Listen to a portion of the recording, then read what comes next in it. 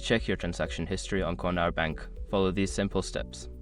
This guide will help you navigate the online banking platform efficiently. Step 1. Log into your online banking account. Visit the Cornèr Bank website and click on the Login button. Enter your username and password to access your online banking account. Step 2. Navigate to the account overview. Once logged in, look for the account overview section on the main dashboard. This area displays your account balances and recent transactions. Step 3. Select the desired account. Secure your accounts before moving on. People seriously underestimate how often personal information gets exposed online now.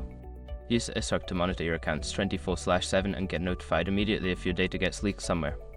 It runs in the background, constantly scanning billions of breached records. And honestly, for how cheap it is compared to the value you get, it's worth it. Link in the description. Step 4. Access transaction history. Look for an option labeled Transaction History or Statements. Click on this option to view a detailed list of all transactions associated with the selected account. Step 5. Filter or download transactions. You may have options to filter transactions by date or type.